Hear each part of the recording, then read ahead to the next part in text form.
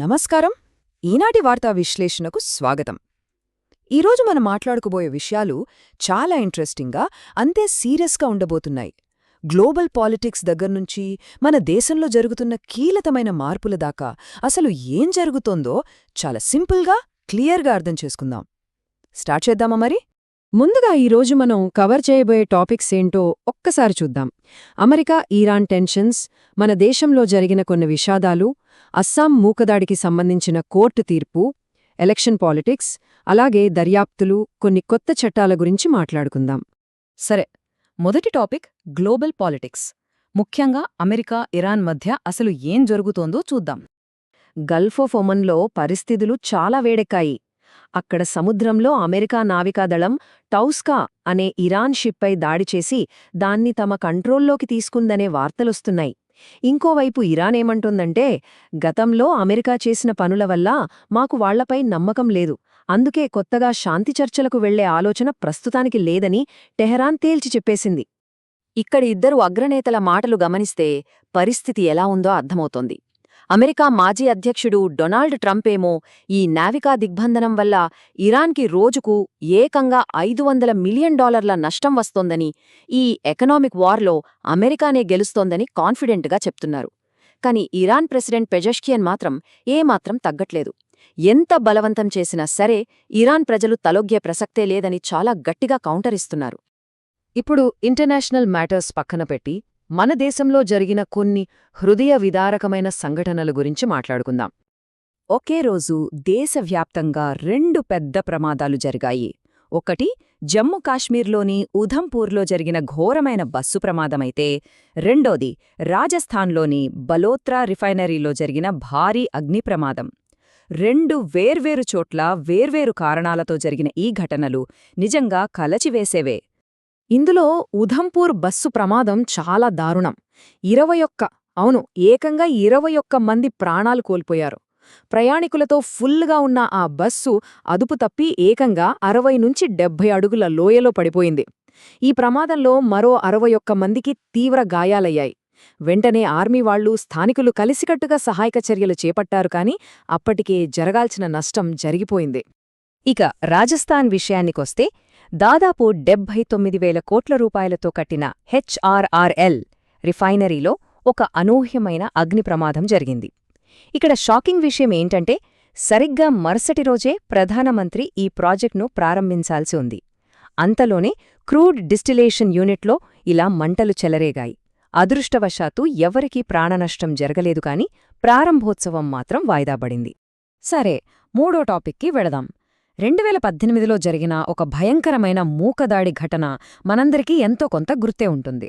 దానికి సంబంధించిన కోర్టు తీర్పు ఇన్నాళ్లకు వచ్చింది. దాని గురించి చూద్దాం. అసలు ఏం జరిగిందంటే, 2018లో అస్సాంలోని కర్బీ ఆంగ్లాంగ్ ప్రాంతంలో సోషల్ మీడియాలో ఒక ఫేక్ న్యూస్ స్ప్రెడ్ అయింది.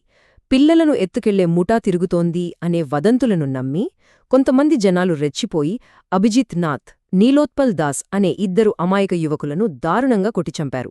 అప్పట్లో ఈ ఘటన దేశవ్యాప్తంగా ఎంత సంచలనం సృష్టించిందో, జనాలు ఎంతలా రోడ్లకి నిరసనలు తెలిపారో మనం చూశాం. దాదాపు 8 ఏళ్లు గడిచాక ఇప్పుడు కోర్టు తీర్పు ఇచ్చింది.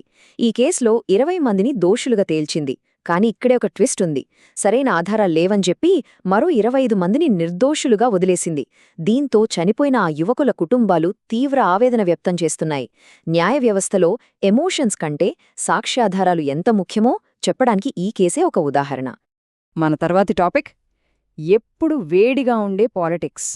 ఎన్నికల ప్రచారాలు, రాజకీయ పార్టీల ఎత్తుగడలు ఎలా ఉన్నాయో ఒక లుక్కేద్దాం. తమిళనాడులో ఎలక్షన్ క్యాంపెయిన్ ఫుల్ జోష్లో ఉంది.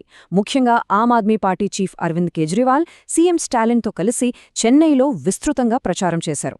ఒక పక్క రాష్ట్ర ప్రభుత్వ సంక్షేమ పథకాలను మెచ్చుకుంటూనే నేషనల్ పాలిటిక్స్ గురించి ఆయన చేసిన కామెంట్స్ ఇప్పుడు హాట్ టాపిక్గా మారాయి. ఆయనేమన్నారంటే, ఏఐఏడీఎంకే పార్టీ పూర్తిగా బీజేపీ గుప్పెట్లోకి వెళ్లిపోయిందని, అసలు వాళ్ళని రాష్ట్రంలోకి తీసుకురావడమే ఏఐఏడీఎంకే చేసిన అతిపెద్ద తప్పు అని చాలా స్ట్రాంగ్గా విమర్శించారు.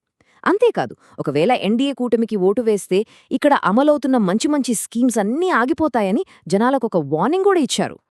ఇప్పుడు మనం గుజరాత్ పాలిటిక్స్ గురించి మాట్లాడుకుందాం. ఈ నెంబర్ వింటే మీరు ఖచ్చితంగా ఆశ్చర్యపోతారు. 733. త్వరలో జరగబోయే గుజరాత్ స్థానిక సంస్థల ఎన్నికల్లో అసలు ఓటింగ్ మొదలు కాకముందే ఏకంగా 733 స్థానాలు ఏకగ్రీవమైపోయాయి. నామినేషన్ల విత్డ్రా అయ్యాక ఇంత భారీ స్థాయిలో అది ఒకే పార్టీకి చెందిన వాళ్లు పోటీ లేకుండా గెలవడం రాజకీయ వర్గాల్లో పెద్ద చర్చే రేపుతోంది.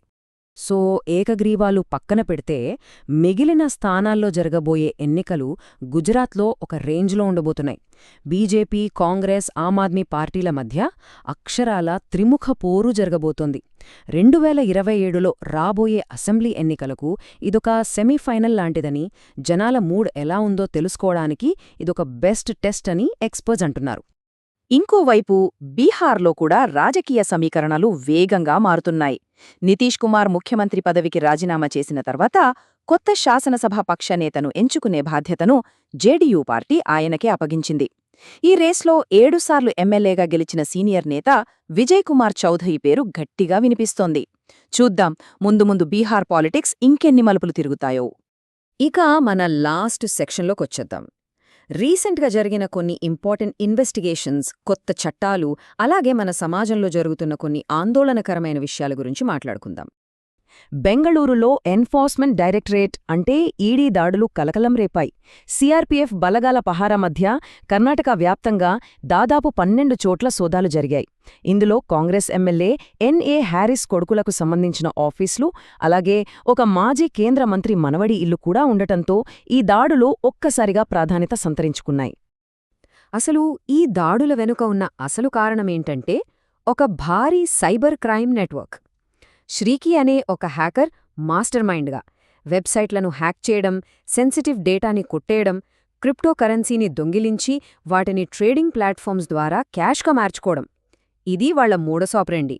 డిజిటల్ యుగంలో క్రైమ్ ఎంత హైటెక్గా మారిపోయిందో చూస్తే భయమేస్తుంది కదూ.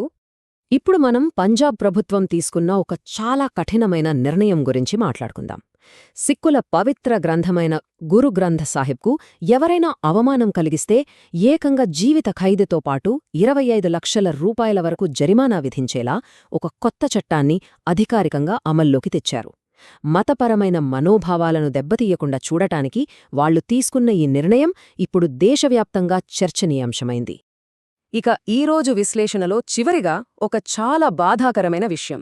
తెలంగాణలోని పెద్దపల్లి జిల్లాలో వీధి కుక్కల దాడిలో ఒక 3 ఏళ్ల చిన్నారి ప్రాణాలు కోల్పోయింది.